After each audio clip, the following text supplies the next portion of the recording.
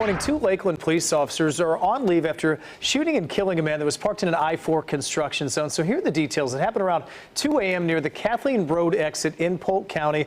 The officers say they approached the car, tapped on the window, and they say the driver then grabbed a gun and started firing. Well, the officers shot back, killing the driver. Police say they have no idea why the man was parked on the interstate or opened fire. Neither officer was hurt. We are working to get the name of that shooter.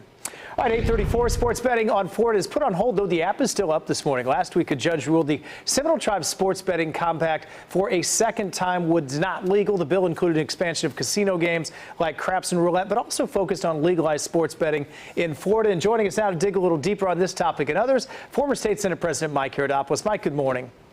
Good morning, Ryan. So this is a battle which will likely end up next year getting voted on, but until then it's still going back and forth. The app is still up as the Seminole Tribe is hoping for a victory in court. What's the issue here? Because this was approved by the Department of the Interior at one point.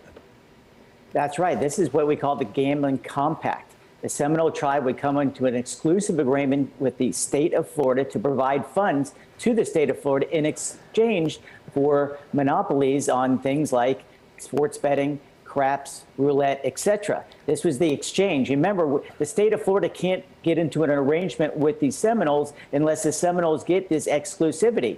This is a tough arrangement, but the good news for taxpayers is if this compact goes through, it's $500 million a year and up as this compact goes further along the way. We're already a gambling state, and so the governor said, hey, why not get revenues from this so we can provide more monies for schools, let alone health care, and maybe reduce the tax burden. But unfortunately, this time, a federal judge has said, no, you can't do this because when you sports bet, you're not on the actual reservation property, which is kind of one of the preconditions. And so this fight's going to go back and forth. The Seminoles have said, we don't care. We're going to continue to allow sports betting so you can go on that app. But this is going to be a fight back and forth. Hopefully this will be a win for taxpayers so we can find a way to get revenue from the operations going on at the Seminole casinos. Yeah, that's a great point, Mike. And we did learn through the court filings, they've already made some substantial payments to Florida already. So taxpayers are winning from that regard. Let's talk about the polls now. A lot can change between now and next November, but Governor DeSantis and Senator Rubio both leading in polls.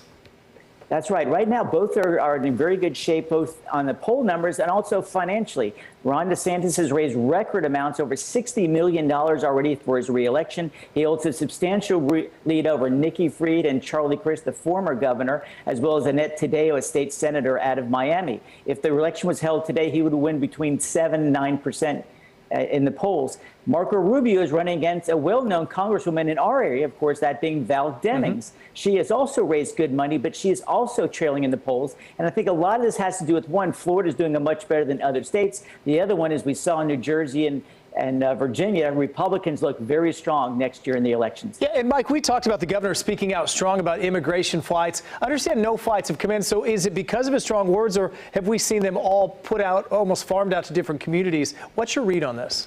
Well, the squeaky wheel works every time. The governor said, hey, look, I'm a sovereign state. You can't just send people in who are potentially illegal into our state. He's going to stand up to the state.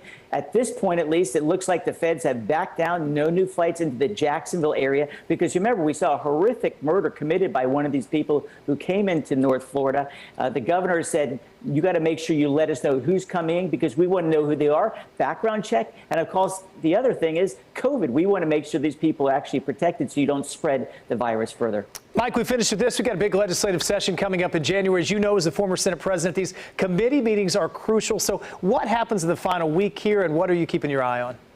If you want to get a bill passed, you better get that bill heard in committees this week. This is the last committee week before they start the regular session in January. And so it's a big year, of course, not just the idea what we have an election next year, but also it's reapportionment. They redraw the political lines. The best news for all Floridians is we have a balanced budget, and there won't be a tax increase because we have a big rainy day fund, or maybe you just want to call it a surplus. And so this week is the last week they can hear bills before they start the session. Everyone's rushing in to try to finish this up, but we'll get started in the second week of January. It's a 60-day session that should end in early March. We shall see. Mike, we covered a lot of ground this morning. Well done by you, my friend. I'm learning. I'm doing my best. Have a great day, Mike. Thanks for joining us. You as well, Ryan. Thank you. Former Senate President Mike Haridopolos.